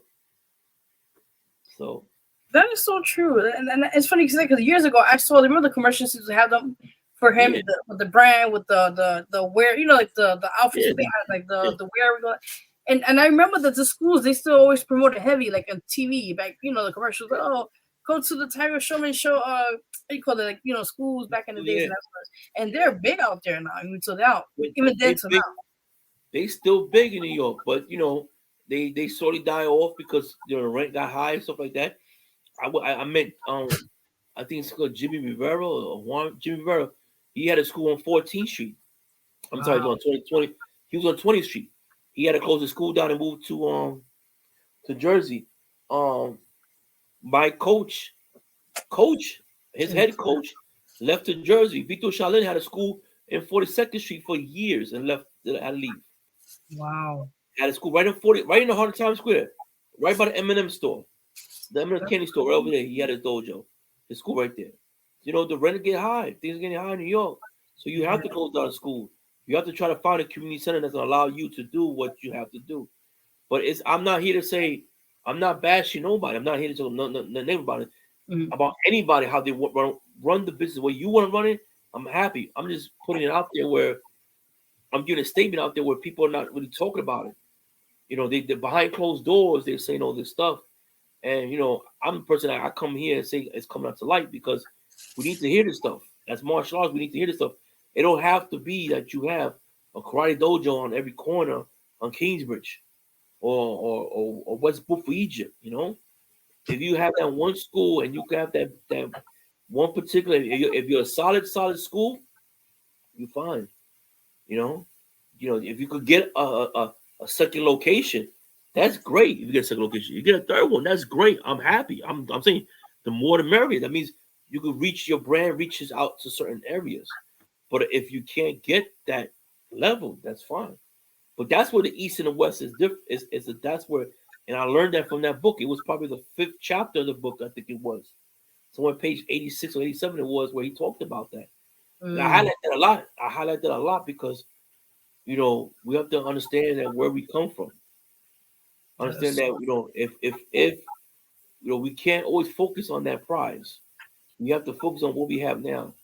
That's why I try to tell my friend, I respect Mike. I told Mike all the time. I said, listen, you have a solid core of students that's dedicated to you. They will come. They will eventually come. Just focus on that solid brand and keep building that brand. They will come. Eventually, you will leave your main job, and this will be your main job. Just focus on the brand. Focus building the school up, and that's all you have to do. If you have that one school, keep it going. That is so true, and I want to kind of jump into now the purpose you're on here as well. Besides what you've been doing and everything else, you want to kind of tell the viewers and listeners now watching a bit about your own testimony, the things you went through. You talk much about it on Ronnie 61. Talk more about that, and also about your background and your childhood and sorts.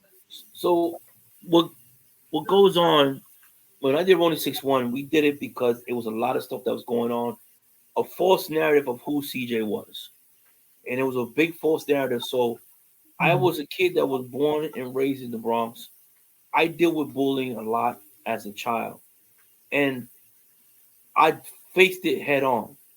Either it was either by fighting or just trying to deal with what was with it on a day-to-day basis. I wasn't fortunate enough for where some people out there, their mom and dad had money to put them in dojos because they were weak or whatever, or were shy and timid. You know what I'm saying? I wasn't fortunate. I literally saw how the South Bronx was and saw areas of the Bronx and was raised around this, even though it wasn't like I didn't live in those areas, but I spent some time in those areas and learning, seeing the videos and I see a lot of the old school videos of how the Bronx was back in the days, and it brings back to that moment where I remember seeing that burnt down building. I remember going through those trials and tribulations, and then being a part of what's called social promotion in the schools in New York is where they didn't care what your education was. It was like as long as you came to class, it was like okay, we're doing current events all day and then go home. It's not like now where it's like it's a structured curriculum. We if I talked to a lot of people that I bumped into from the Bronx, and we talked about this. I talked to a friend of mine, a coworker of mine, last week or 2 weeks ago about the same thing.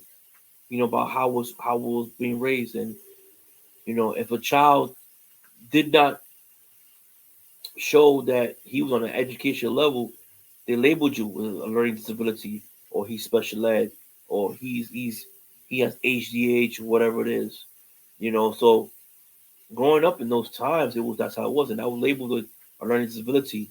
Was told I couldn't get a degree, I couldn't move forward in life.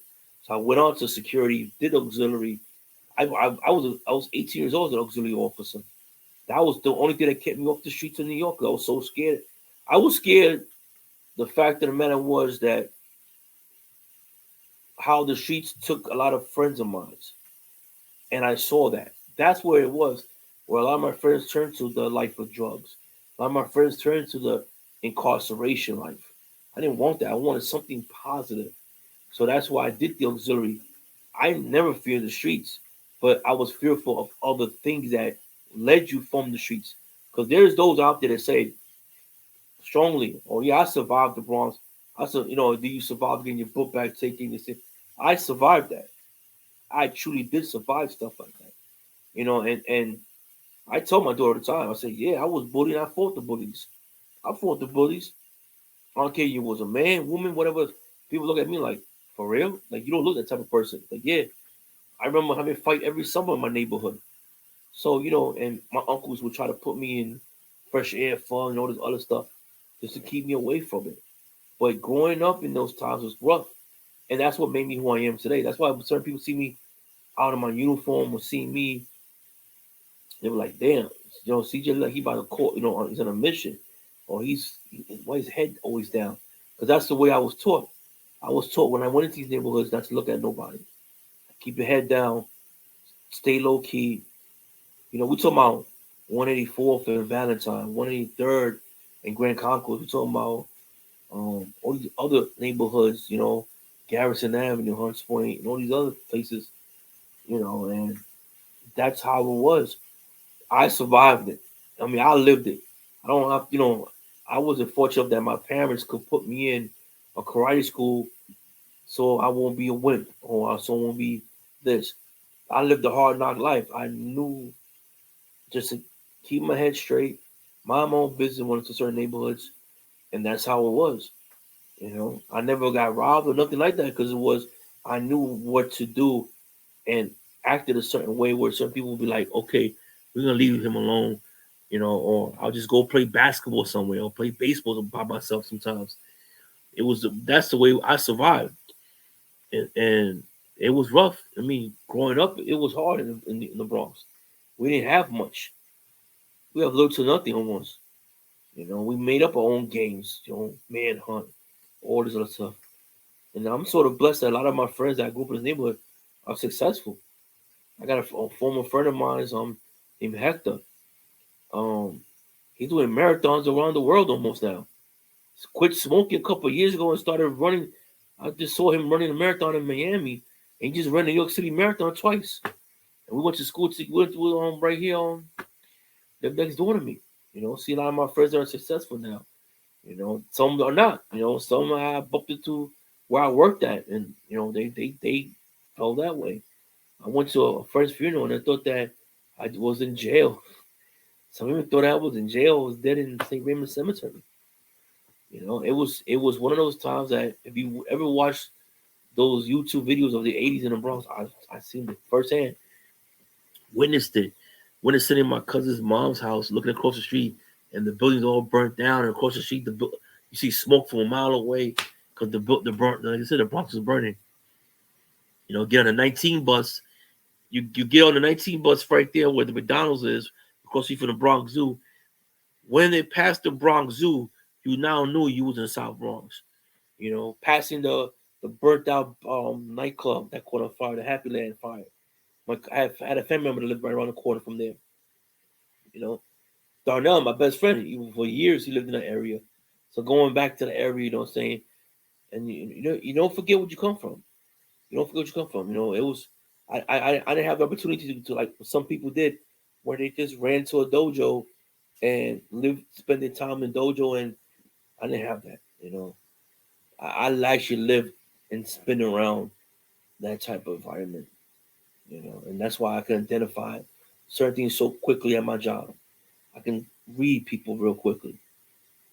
I call myself, I say I have a master's degree in the streets from just surviving, yeah, I was in my apartment, my room, whatever it was, but there was times we had to walk around. We had my cousin that was just so Abraham. He used to take the local kids on a bike ride. They still took our bikes to the Van Corner Park, try to get us out of, the normalcy. But it was hard. It was a very difficult time. Riding the subways, you gotta be careful. Sit by the conductor, watch your back, watch what you gotta do. Fordham Road was our mate. Fordham Road was our 34th Street. Fordham Road, Third Avenue, 149 was our like our 42nd Street. You look at these areas now. It's like it's a ghost town. I go walk through Fordham now. It's like it's not the way it was when I grew up. You had Woolworth. They ate breakfast, and then you walked around. And by the time it was 12 o'clock in the afternoon, it was already crowded already. Couldn't even walk around the neighborhood no more. Those times are gone. You know what I'm saying? Now gentrification taking over. Things are changing now, but we have to remind ourselves to always pass this knowledge down to the next generation. Guide our children the right path for life. So when they get older, they stay in that path. Book of Proverbs. It's those times are rough. It's that's where Rody came from. Rody came from that. It was I wasn't by myself as a samurai, but growing up as a person through that warriorship. And look what I came out. And I always said it to people, it was like I wasn't. There were some people out there that say, "Oh yeah, I survived this and survived that," and then you hear their video like, "Oh yeah, my mom and dad put me in martial arts because they don't want to raise a wimp, or they put me in martial arts because they want me to get disciplined." They don't tell the actual. They'll say, "Oh yeah, I lived this lifestyle, I lived that lifestyle." But then when you hear something, I lived it. I was a part of it. I used to walk in from my house to 183rd and Grand Concourse to this very day until the dojo closed for my stepfathers because of the pandemic and stuff like that. So it's like, when that officer got killed at 185th and Grand Concourse a couple of years ago, I know the four corners. I had a friend from a road that lived not too in the area. And I was head down, walk straight. And I knew the area. I knew the areas I go to. Watch the Heights. My dad was a super in the Heights back in as a kid. I was in a cab today with somebody and we was talking. And he looked at me, he's like, "I know you from the Heights." And we changed numbers, changed whatever it was. And he told me what happened, to the kids in the neighborhood. Half of them all died. And I said, hang out in the Heights. In the height of the Heights, when in the 90s. So it's like we used to all hang out in the neighborhood. Our moms, dads Go downstairs in the bootleg nightclub, I called it. And that's how it was. We'd be chilling in my dad's van. When my dad was ready, we'd go home to his house on 168 Audubon. So I go to the Heights, I just get emotional when I go over there because I remember how everything was and now how things change. The old movie theater on 181st, across street for the McDonald's. Just thinking there, get a movie, see a movie in there, go across the street, get a McDonald's meal, whatever it was. The time McDonald's to give free meals after a certain time. They don't do that anymore. Let me know when. That was back in the days. It was like after 8 o'clock at night, they'll give a free burger out because they had all the stuff that they used to give out to the homeless. Oh. They used to give out to the homeless. So we just go in there can I get a free burger, hamburger? It was a hamburger, but it was something that we get to eat. That's true. I mean, I guess I know for many years, and I commend you a lot because you have gone through so much. And, just hearing a part of your story, even with the documentary Ronnie 66 one, which is, you can check it out now as well. It's out for some time. It just made a 2-year anniversary, right? I think. Yeah. Yeah, congratulations. And it was so great was that I had a friend of mine, I had a TikTok friend that I showed it. And I said, I was kind of rusty on the katana. I'll be honest with you. I haven't used my katana in a while. And I was kind of rusty on it. I'll be honest with you. I was rusty on it because I've been training a while. And he was like, I never seen someone open the katana with a downward cut.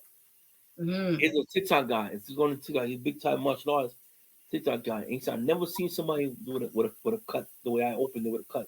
Wow. He said, I never seen somebody do it work that way. And he said, man, I said, the Roni turned a lot of heads because it was me telling my story about what really happened and what went down. And there was people that wanted to shut it down because they didn't want to hear the honest truth.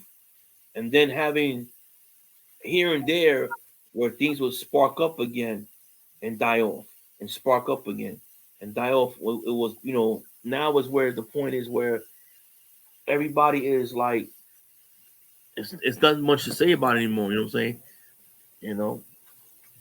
saying? And it's kind of crazy because the same individuals that were coming after me were going after that same individual because of how they moved up.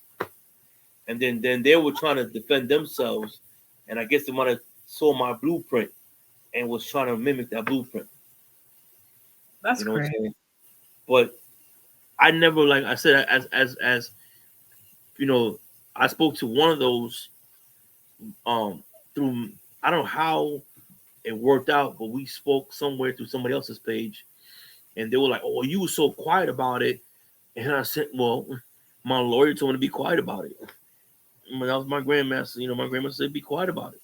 He said, "Don't let it bother you," and it did. It bothered me a little bit, but it was like I just brushed my shoulder off and kept it moving, and then look where I'm at now. There was particular seafood that told Grandmaster Anthony was like, Rivera's gonna leave you in a year. He said, I'm gonna leave him in a year. And I said, and then I'm like, what? I'm like, I'm gonna leave him in a year. Like, all right. And we're going, 6 years now, maybe now? 6 years? 2018, we've been together. And people say, oh, you never trained with him. He came to New York 8 years. 8 times I trained with him in New York. I just went to Blytheville, Arkansas, trained with him in Blytheville, Arkansas. It was one of the most, it's slow pace out there. And I know he's trying to slow me down over there. But I'm so used to certain things that, I was trying to enjoy. I enjoyed my moment. I enjoyed it. But it's a slow pace out there. And to see the real racism, to see a real life KKK member's house and see certain things out there, you know what I'm saying? And explore out there, So, Grandmaster Anthony being that type of person where as long as you have patience with him and you work with him and not against him, and you follow, and that's what people ask we call him A-Train. How what was the process that CJ got here? And when they hear it, they're like, oh nah, I can't do that. A-Train made me get a laptop. This laptop I'm on right now. He's why he pushed me to get a laptop because to get the work I had to get done. When I went down to Blytheville, Arkansas, And I went down there. I brought the laptop because I said maybe I made a mistake on the syllabus. There was some mistakes on it, but we fixed it. We corrected it. He showed me how to write the right syllabus, how to say certain things, and I had fun with his students. I kept on calling his friend, his students Bishop. And he said, "That ain't Bishop, it's Little John." I said, "Oh man, I call him Bishop. He looked like a bishop." And that student, he's African American, can speak fluent Japanese. He's 21 years old. So fluent Japanese, yeah. That's amazing. I mean, like I said, you got to see the other side of the world, as they call it, and you've seen, and that's like you said, you do see. Unfortunately, I've never been to that state, but like you said, unfortunately, there are situations that are still happening to this day, and we just have to learn how to work around that. But you kept your cool. You kept doing what you had to do, and you supported, Danny, and Yeah, that was a great thing going down there. I mean, going down there and then training with Danny Bowden. That Danny was the reason how I got connected with Grandmaster Anthony. Danny Bowden, and there was Grandmaster Jay at the time, and it was awesome. And then go to his man cave dojo, and then I took a pen and put my name on. I actually put my name on his dojo wall. I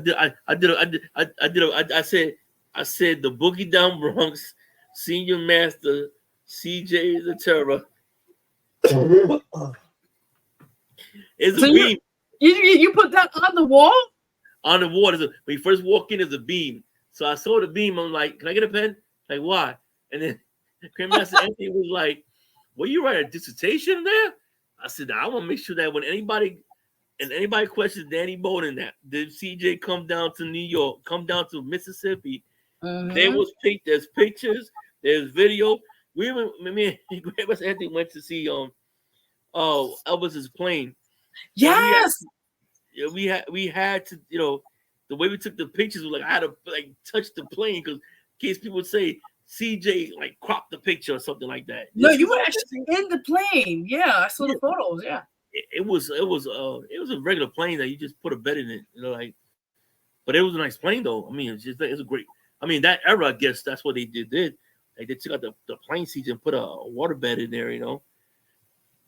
But just to go out there, Oh, sorry. Nah. Wait, what happened? No, I want to ask you, just perhaps what you mentioned, but the experience alone to be at the presence of his home and the plane, how did it feel like? It was kind of. I wasn't ever a big Elvis guy, but the thing was to be in that area was kind of cool because you could feel the presence, and it was kind of funny. The most funniest moment happened when we left. I was walking back to A-Train's car, and this guy comes out of nowhere, and you could always find that type of person. He was like, "Hey man, I could find nearest pawn shop." I'm like, "I ain't from here." Like, where you from? I'm from New York. Pawn shop. So, a pawn shop. So he's like, "Yo, I got this 18-karat gold chain. I'm trying to get my man, bro. I ain't interested, man. I'm not." I'm like, "Damn, you could find a junkie, a person on anywhere, man. New crackers are everywhere. I'm telling you, they're everywhere, man." I'm like, "Yo," and then it was kind of funny, man, but it was amazing because within that 4 days, I visit 4 states. I visit Tennessee, Little Rock, Missouri, and Mississippi. I went to Jacksonville, Mississippi, and and being out there was phenomenal, man. And then to spend time with Danny Bowden and to see him smile and to see him was just like he looked at me and we eating dinner. He was like, "I can't believe you came down here." I would never imagine in my world that CJ will be down here. And then I said, and before we left that Monday, A-Train wanted to go to his dojo, and we went there and visited the Man Cave dojo. He has it's like an actual tiny house, like a tiny house though, but it's actually like a tool shed, but a big tool shed. Wow. And where he has all his trophies, his awards, all his accolades in there. And I saw that beam up there, and I said, "I'll put my name up there." So at least I said, if this building ever falters, keep the beam. And he said, "I'll keep the beam." He's going through his own health issues. Then he'll be back by May. Because he has little health issues going on, but he's healthy. He's strong. I talk to him on a daily basis. When I heard what was going on when we left each other, at the parking lot. I said, "Call me if you need anything." Mhm. I tell everybody, my entities worldwide martial arts, call me if you need anything. You know, we here it's we are of like we call it the misfits of the island, that where people don't want to want. You find A Train, and A Train will take you and say, "I got this toy that's missing a leg. I put a leg here. He's missing this, and missing that," and they give you the tools to grow. You know, it's and that's what the phenomenal thing is. Like, he's sort of like Dr. Smith. He's sort of like Dr. Smith almost. Same, he reminded me of my stepfather a lot too. Oh, wow. Anthony, yeah, he reminded me a lot of my stepfather. I also I felt my stepfather's presence when I was there. He passed away years ago, and I felt that presence when I was with him, and it was just like, I said, "You're my karate dad." He's like, "For real." I got emotional when I left. Aww. Because you know what it was? I've been around the martial art world, and I've been around plenty of teachers, and no one has ever looked out for me like he did. I remember I told a story to one person where I was with my particular Kyoshi, and we was out eating dinner one day. We about to go out eat dinner, and I didn't have money in my pocket.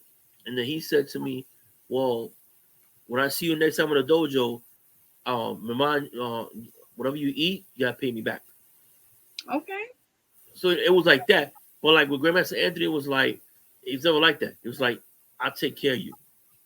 You know what I'm saying? Like, he was taking care of, even though I did pay my meal always when we was hanging out, but it was the way he took care of me was like, "Let's go here." I was like Dora the Explorer. I'm his backpack. Where I was going. He was, You got the backpack and you went around. I'm going anywhere.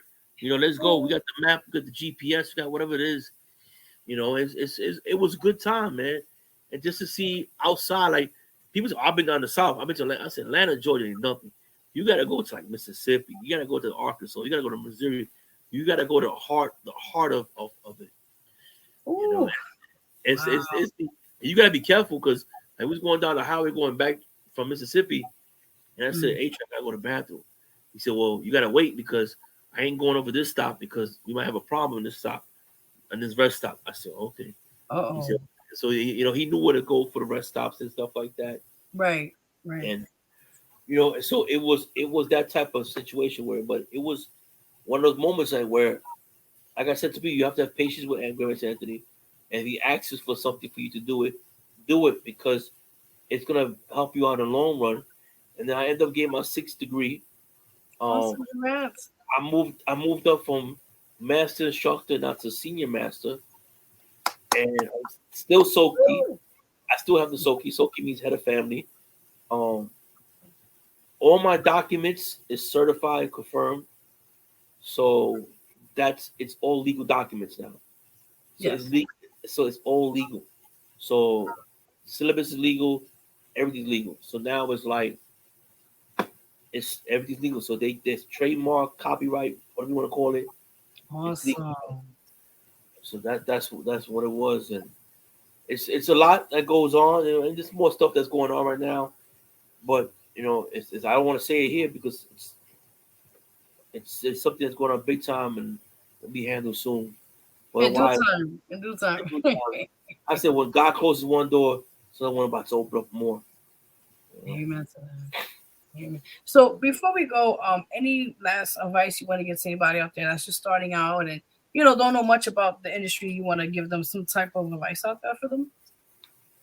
Do your background. Make sure you do a background. Make sure you do if you're gonna get into a martial art program, ask about trial periods. Ask if there's a trial period. If they're asking for your card information, if what is the repercussions if I pull my child out of school? Would you guys still charge me for that 1-year contract?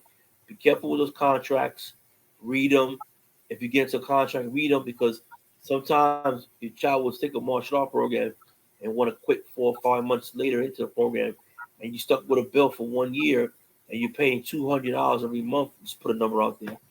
I'm just throwing a number out there, guys.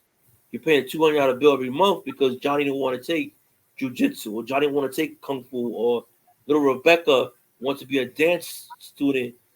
She thought Taekwondo would be for her, Now you're paying $250. Look into that. Look into a school that doesn't have a contract. If they do have a contract, what's the out clause of the contract? Read that fine print. If they tell you, hey, listen, just sign the contract. Can I have the contract to overlook it? You can't have the contract unless you sign it. Then don't do business. They have to have a policy procedure. Ask them for the syllabus. Ask them to see a syllabus, a core system. They should have a syllabus. They should have background. Look around the dojo. You may not understand what Japanese is, but look around the dojo. People falsify documents as well. It's easy nowadays with modern technology how to falsify documents. I heard about a Shotokan school that was falsified documents. I heard. Do a background check. Wow. Do a background check. I'm getting honest with you. I'm not trying to shoot fire at some people, but how many parents do background checks on these teachers? That's wrong. There's nothing wrong with it, guys. But how many of y'all do background checks? But then you have those that say right now, well, do you do a background check on your professor? No, because the background check is done by the school. Right. If the school hires somebody, that's them. But you are in an industry that is unregulated. So you do your background checks. Very true. Do a diligence background check on some of these individuals. That is so true. It's already enough crazy stuff happening in the world. Now we gotta always double check for everything else. So the industry's like that. I mean, a couple of years ago, you had 2 Taekwondo teachers in the Bronx that got caught out there for doing stuff. It was in the Bronx like 2-3 years ago before the pandemic hit. You know what I'm saying? So it's like, do your research. Make sure that the school that your child is going to, just do your research. Do your research. And I'm not throwing shade at no martial arts. As a person that works, this is coming from a person in law enforcement. Now this is CJ, Officer CJ talking. So Officer CJ is talking. I want to let you know about that title.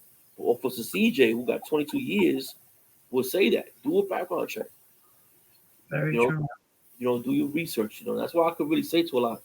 I'm not bashing nobody. I'm not saying nothing negative about it, but this is a real life situation that if you got a little girl, a little boy, or whatever, what you have, you got to do your research. That's a definite. That's a definite. Before we go, any social media where they can find your social media? So like I have several accounts. I got the TikTok account, C Train 61, CJ Rivera on this one, Instagram as well. I'm like all over the place. Sometimes I do TikTok videos where I post my pictures up there because not to show off, but to show off the accomplishments I've accomplished. And it's great, you know what I'm saying? Social media could be a gift, and it could be a curse, but it's been a gift, and it linked us together, linked all of us together here. And I'm happy to see that you're doing this again. And you're not letting one door that slammed on your face in Brooklyn to really, you're still out there doing what you got to do. And G Dog always asks me about you all the time. Man. A lot of the, and I say a lot of the Monroe community, I try to keep together, and try to keep us all together, and there's very few of us left, but that still know each other. And as alumni, we got to come back and help each other out, help each other business, help each other grow. So true. No, I mean, tell them to my regards. The dragon. Chinese the dragon. The dragon, yeah, you're right. This year, yeah.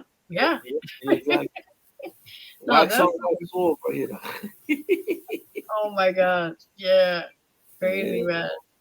Definitely, but thank you. I appreciate it. Sometimes things happen. You just mentioned one door closes, another door opens. So from that experience, I just said, you know what, I'm gonna leave it to God's hands, and we're here this year, a brand new start, and keep it moving. So, and for you and for everyone out there watching and tuning in, just this year, let it be your year, and just work hard for it. It says shoot for the goal. Don't let nobody stop you. They're gonna be those out there. They're gonna say you can't do this. Do what you gotta do, man. Like I said, I'm independent martial arts. Yeah, I got a grandmaster, but I'm independent. I got no Ronies. I got no. Grandmaster Anthony controls. Well, he'll say, "Let's see, be careful with this and third." But I'm independent. I'm just running my own program here in New York and running my own school. And if it be in the park, it's in the park. That's my dojo. So martial arts was anyway in the park. Well, I mean, maybe one day. I mean, I do see. I was talking to you about this privately, but one day I do see you having your own school. You know, you just got to find the right people that will connect you to what you have to do. You know?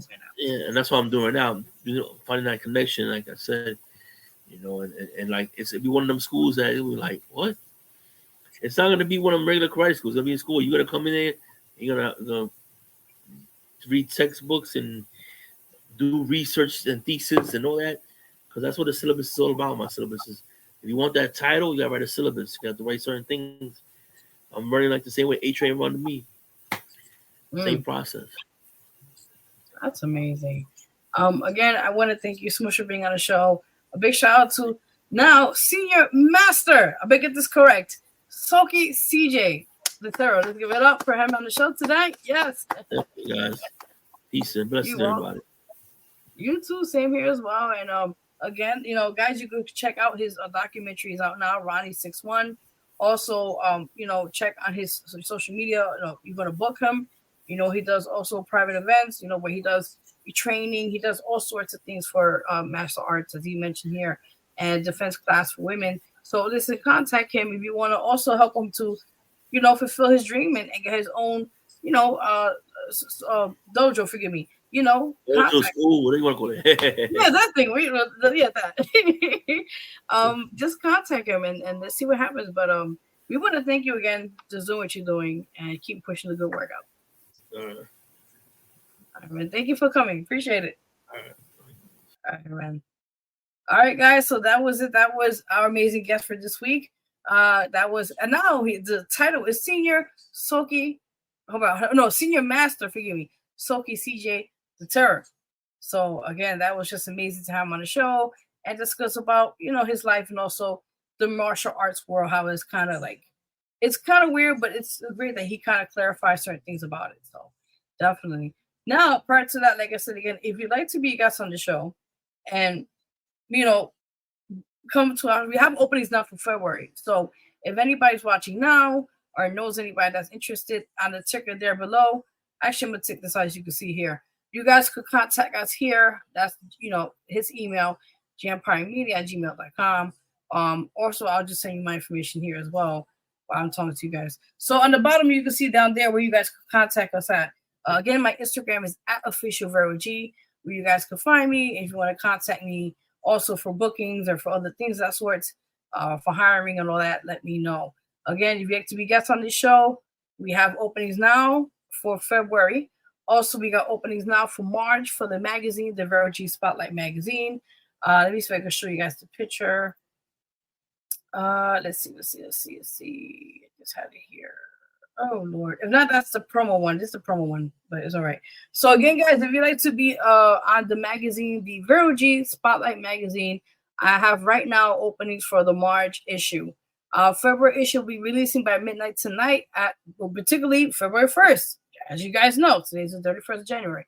So again, if you'd like to be on the magazine, the cover or feature or a magazine ad placement, you're more welcome to contact me. Again, my Instagram is @officialVeroG.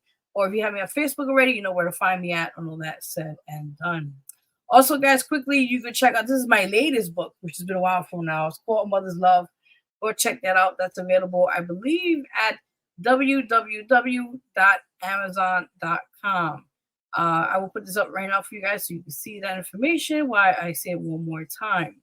Again, you guys could check that out at www.amazon.com.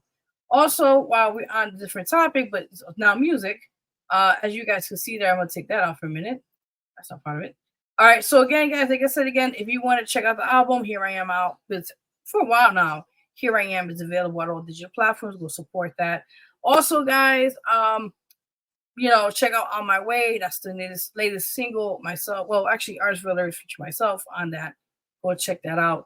And yeah, this year I'm working on more projects, more visuals, more videos, more songs. I will be releasing finally the Energy album. Finally the 5th EP album as we speak. Yes, it's finally out. And also working on the 6th album, A Brand New Me. So like I said, and planning on working on the 7th album already. I'm telling you, I'm working for you guys now. I was a little behind, but I'm making sure I'm on top of my game now. So as you know. Well, prior to that, like I said, I'll keep you guys updated on everything. Again, tomorrow performing live at Harlem Nights. Myself, DJ Loudmouth will be DJ Loudmouth will be in the building, and of course, a Black Dime will be there performing, doing her thing. So come support. If you need information, where address, whatever, hit me up. I will send you the flyer and all that said and done. Also, I have another upcoming interview. I will be on February 3rd. Big shout out to Petty Murphy. He's a host on his show online, so I'm honored to be there on his show, and I will give you, where you guys can check it out online, I think on Facebook or something like that. So, but anyways, big shout out to everyone who's supporting what we're doing. For now, this will be on the 7th year, people. 7th year. We're doing it strong. We're doing what we got to do and keep pushing. So, end of the day, if you guys support what we're doing for a long time, we've been doing it. We want to say thank you. Thank you for the support and thank you for everything else. Let me go to Instagram real quick. Who's out there now before I get out of here? Anybody else on here? Anybody? What's up? Wow, bad people on here. What's up, Ace? Real Lyrics. What's up, brother? I see everybody. DJ Loudmouth there. I see you there. Elite DJ Radio. What's up? What's up to Nali? If I said that correctly. Everybody else I said what's up earlier to you guys. Swiss, what's up? I see the fire emojis. I see Ami. What's up? Everybody on here. Oh my. All right, Chicago, what's up? 2K Records. Everybody on here. I'm just giving shout out to everybody watching right now. Frank, what's up? I haven't seen you in a while, brother. What's up?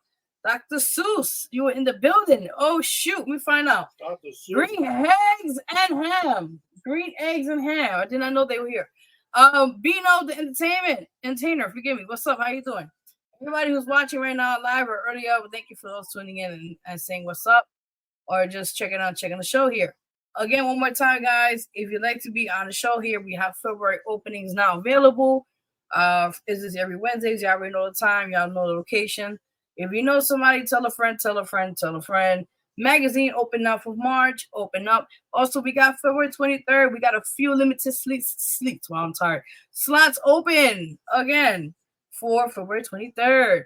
So if you want to perform and do what you got to do, hit me up on the inbox, DM me on Facebook, or on my IG on social media, IG, Instagram world, and all that. Also, if you want to contact me or Mr. Loudmouth himself, all information is down below there on the ticker. So again, just want to play one more video before we get out of here. And you know how we do. So give me 1 second while I set that up for you guys. Ooh. All right. And let's see what we're going to play today before we get out of here. I'm going to play, let's see. I think, I'll play Outer Space. Big shout out to MTV. Check out his video. Outer Space is out now at all platforms, digital platforms. We'll be right back. You're watching the Vero G Spotlight Radio Show online version. We'll be right back with your host, Vero G. Damn, y'all saw right there the shorty was bad. I'm gonna say like what it is. Well, sorry again, guys, you're watching the Vero G Spotlight Radio Show here, online version on this interesting social media world. You're also watching me on Instagram, guys. So everyone watching now, earlier, or today, or now, big shout out to you all watching. Big shout out to Tessa from Spotlight Radio Show in Texas. Yes, that's right, showing you love from New York City. Salute. Yes, also, she'll be also getting my t-shirt. I'm excited. Yay. Big shout out to everyone watching. I think Bossy V is watching. I think Real Lyrics, everybody on that other end. Let me see who's watching right now. Yeah, everybody who's watching, what's up? Salute. Again, guys, thank you for watching and tuning in this week for the Vero G Spotlight Radio Show here. We your host, Vero G, and DJ Loudmouth, who came in and out today, as you saw earlier. So, also, big shout out to our amazing guest today. Now he is under Senior Master Stokey, CJ the Terror. So thank you for coming in. And again, we get one more time, people. One more time. Yes, one more time. Anyway, sorry me saying that, right? Anyway, yes, but again, one more time, people. Again, you guys could would like to be a guest on the show. All information is up there or down there. I'm gonna take that out so you guys can see that. I think I just took that out. There you go. All right. So again, guys, if you'd like to be a guest on the show, you know where to follow us or find us. And we have February open now for this show. Again, March, we have openings now for the magazine. February 1st, which is coming up in a couple hours, the February issue will be out. Yeah. So let's see who made it for the cover this year. This month, what's going on with me today? That song got me out of space, man. What's going on? Yeah, we're too late. Woo! Big shout out to MTV. Check out his song Out of Space on all platforms. Also, check out Furious Styles' song My World Part 2 is out now on all platforms. And what was the other thing we played? I think Demons by artist Young J. Go check that out. Check that out all platforms. All right, guys, I'm signing the F out of here. Until then, we'll see you guys next week. God bless. And thank you for the love. I see over there Instagram where okay, whoop whoop. I'm doing like whoop right here now. Whoop whoop. It's a little delayed. I noticed that. So yeah, I gotta wait till it shows that part and everything. So, but yes, people. Again, I'll see you guys sometime soon next week. Again, tomorrow performing live at Harlem Nights. It's gonna be dope. It's gonna be dope. It's gonna be dope. Yes. And prior to that, like I said again, I got something coming next week. And I got a couple things lined up already, so stay tuned. And I cannot wait to release more new music out there for you guys. So stay tuned. I got some surprises for y'all. Shh. So stay tuned until then.